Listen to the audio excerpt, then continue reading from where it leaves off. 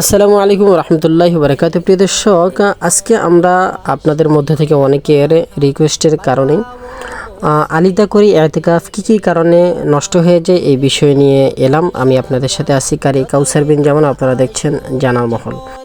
তাহলে আসুন আমরা জেনে নিই যে কী কাজ করলে ইতিকাফ নষ্ট হয়ে যায়। তার মধ্যে এক নম্বরে আছে যে ইতিকাফ নষ্ট হয়ে যাবে যদি আপনার আমার রোজা ভঙ্গ হয়ে যায়। ইতিকাফরত অবস্থায় রোজা অবস্থায় থাকা জরুরি আবশ্যক। তো রমজান মাসের শেষ দশকের মধ্যে ইতিকাফরত অবস্থায় রয়েছেন, এর মধ্যে যদি আপনার রোজা কোনো কারণে ভঙ্গ হয়ে যায়, নষ্ট হয়ে যায়, রোজা ভেঙে ফেলেন, তাহলে আপনার ইতিকাফও কি নষ্ট হয়ে যাবে, ইতিকাফ ভঙ্গ হয়ে যাবে। তাহলে এর কাজা আদায় করার জন্য এর পরের দিন যখন আপনি মসজিদে প্রবেশ করবেন, তখন মাগরিবের আগে প্রবেশ করে নিয়ত করবেন যে আমি গেছে কালকের যেই রোজাটা ইতিকাফটা নষ্ট হয়ে গেছে, ওই ইতিকাফের গেছে কালকের কাজা ইতিকাফের নিয়ত আজকে আমি করলাম। এই নিয়তে তারপরের দিন ইতিকাফ করা শুরু করে দেব।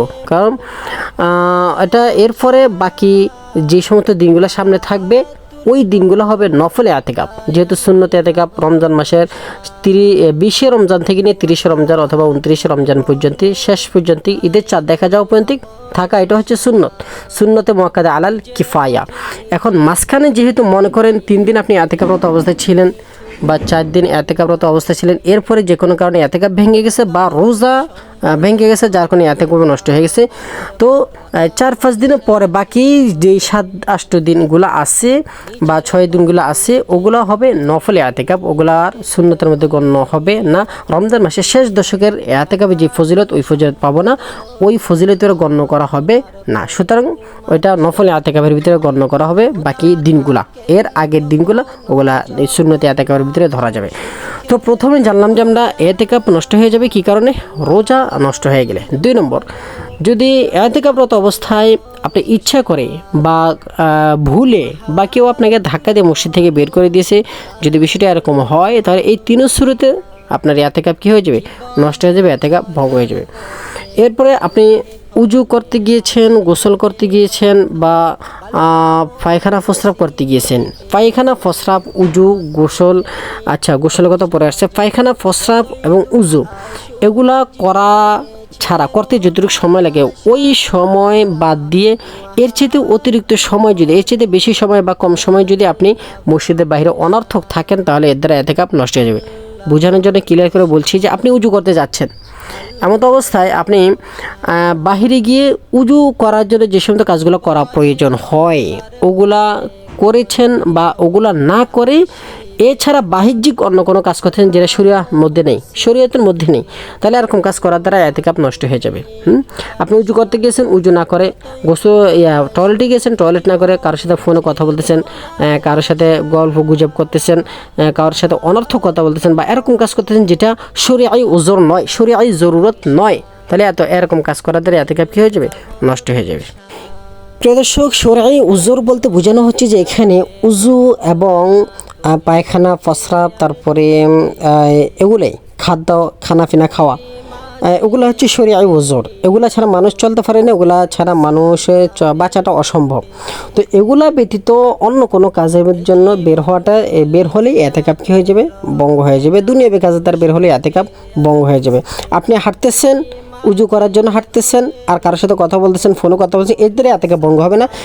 আপনি গোসল করতে পায়খানা করতে যাচ্ছেন এবং পায়খানা টয়লেট অনেক দূরে, আপনি হেঁটে যাচ্ছেন আর মাঝখানে হাঁটতেছেন আর ফোনে কথা বলতেছেন, দুনিয়াবি কাজ সারতেছেন, এর দ্বারা ইতিকাফ ভঙ্গ হবে না। কিন্তু এমনি মুস্তাকিল আপনি নির্দিষ্ট করে যদি দুনিয়াবি কাজের জন্য মসজিদ থেকে বের হন, তাহলে ইতিকাফ ভঙ্গ হয়ে যাবে। এমনকি আপনি টুথপেস্ট এবং মিসওয়াক করার জন্য, দাঁত ব্রাশ করার জন্য, যদি শুধু দাঁত ব্রাশ করার জন্য এবং মিসওয়াক করার জন্য মসজিদ থেকে বের হন, তাহলেও ইতিকাফ কী হয়ে যাবে, নষ্ট হয়ে যাবে।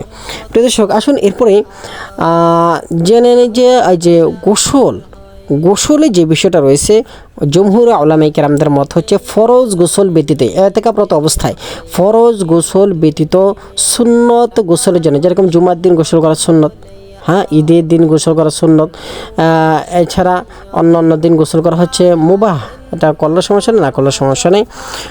সবার বরাতের সময় গোসল করা হচ্ছে মুস্তাহাব, হ্যাঁ, তো সুন্নত গোসল, ফরজ গোসল ব্যতীত যে কোনো গোসলের জন্য গেলে এতেকাপ নষ্ট হয়ে যাবে, এতেকাপ ভঙ্গ হয়ে যাবে। এটা জমহুর উলামায়ে কেরামদের মত। আপনার স্বপ্নদোষ হয়েছে, ইহতিলাম হয়েছে, নাইট প্রেশার হয়েছে, স্বপ্নদোষ হয়েছে, ফরজ গোসল হয়েছে, আপনি তাড়াতাড়ি দ্রুত মসজিদ থেকে বের হয়ে যাবেন। বের হয়ে গিয়ে তারপরে দ্রুত গোসল করে আবার মসজিদে চলে আসবে। এটা হচ্ছে ফরজ গোসলের ব্যাপারে। এর দ্বারা এতেকাপ ভঙ্গ হবে না। কিন্তু ফরজ গোসল ব্যতীত অন্য গোসলের জন্য যদি বের হয়, এমনি ঠান্ডা লাগানোর জন্য গোসল করতে যাচ্ছে, শরীরে ঘাম দিছে এই জন্য গোসল করতে যাচ্ছে, এর দ্বারা এতেকাপ নষ্ট হয়ে যাবে। এটা উলামায়ে কেরামদের মত।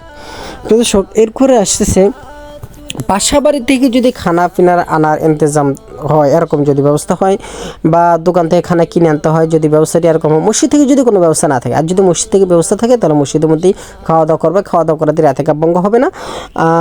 বাসা বাড়িতে খানা কতটুকু, কোন টাইমে গেলে খানা আসবে, হোটেলে কোন টাইমে গেলে খানা পাবে, ওটা আপনার জানা আছে। হ্যাঁ, তারপর আপনি অগ্রিম সময় নিয়ে সেখানে গিয়ে দাঁড়িয়ে রয়েছেন, সেখানে গিয়ে বসে আছেন, এর দ্বারা এতেকাপ কী হয়ে যাবে, নষ্ট হয়ে যাবে। প্রিয় দর্শক, এছাড়া এতেকাপরত অবস্থায়, এতেকাপ যখন আপনি করবেন তখন এতেকাপ থাকা অবস্থায় আপনার যদি আত্মীয় স্বজন পাড়া প্রতিবেশী যদি কেউ মারা যায়, তাদের জানাজায় যদি আপনি মসজিদ থেকে বের হয়ে শরীক হন, বা যেই জায়গায় মারা গেছে মনে করেন আপনার স্থান থেকে অনেক দূরে, সেখানেও যদি আপনি যান এতেকাপরত অবস্থায়, তাহলে আপনার এতেকাপ কী হয়ে যাবে, ভঙ্গ হয়ে যাবে। আপনি এতেকাপরত অবস্থায় কোনো জানাজায় শরীক হতে পারবেন না। আপনি এতেকাপে বসেই তাদের জন্য দোয়া মাগফিরাত করবেন, এটাই আপনার জন্য যথেষ্ট, এটাই বেটার, এটাই উত্তম তার জন্য, মাইয়িতের জন্য। যেহেতু জানাজা নামাজ ফরজে কিফায়া এক ব্যক্তি আদায় করে দিলে সকলের পক্ষ থেকে আদায় হয়ে যায়, সুতরাং আপনি মসজিদে বসেই তার জন্য দোয়া মাগফিরাত করতে পারেন, এটার জন্য কোনো সমস্যা হবে না।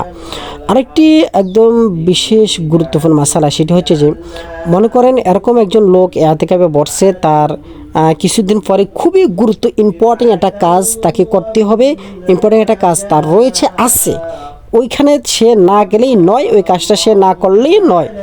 তার বড় একটা ক্ষতি হতে পারে, বড় একটা নোকসান হতে পারে, বড় সমস্যা হতে পারে, বা বড় যে কোনো একটা ঝামেলা হতে পারে। তো সে যদি যখন মসজিদে এতেকাপে বসবে, এতেকাপ থাকার নিয়ত করেছে, এতেকাপে ঢুকবে, বসবে, তখন মনে মনে নিয়ত করে দেবো আমি অমুক দিনের অমুক সময়টা, সকাল থেকে নিয়ে দুপুর মধ্যে, বা দুপুর পর থেকে আসর থেকে, বা অমুক দিনের সারা দিনটা আমি এতেকাপের মধ্য থেকে বাহির করে দিলাম। আমি ওই দিনটায় এতেকাপ থাকবো না, ওই দিনটা আমার জরুরি কাজ আছে, ওই কাজে যাব, মনে মনে এটা নিয়ত করে এর পরের দিন থেকে এতেকাপ আমি কন্টিনিউ করবো। তাহলে ওই দিন সে ওই কাজে যাওয়ার দ্বারা তার এতেকাপ নষ্ট হবে না, এতেকাপ তার করতে পারবে। এতেকাপ থাকা অবস্থায় মসজিদের মধ্যে থেকে গল্প গুজব করার দ্বারা, এতেকাপ করার অবস্থায় রোজা, এতেকাপ ভঙ্গ হয় না, এবং বেশি কথাবার্তা বলার দ্বারা রোজাও ভঙ্গ হয় না। এছাড়া এই জন্য তাই বলে এতেকাপরত অবস্থায় আল্লাহ সুবহানাহু ওয়া তাআলার ইবাদত বন্দেগী ছেড়ে, আল্লাহ পাক রব্বুল আলামিনের তাসবিহ তাহলিল ছেড়ে গপগুজারি করা, কথাবার্তা বলা জায়েজ আছে, বা বিষয়টি এরকম নয়, এরকমটা করাটা অনুচিত, ঠিক নয়। বেশি থেকে বেশি আল্লাহ পাক রব্বুল আলামিনের ইবাদত বন্দেগীর ভিতরে লিপ্ত থাকাটাই আবশ্যক, জরুরি, দরকার। এই ছিল এতেকাপ কী কী কারণে ভঙ্গ হয়, এই বিস্তারিত মাসালা আপনাদেরকে জানিয়ে দেওয়ার চেষ্টা করেছি। আসসালামু আলাইকুম ওয়া রাহমাতুল্লাহি ওয়া বারাকাতুহু।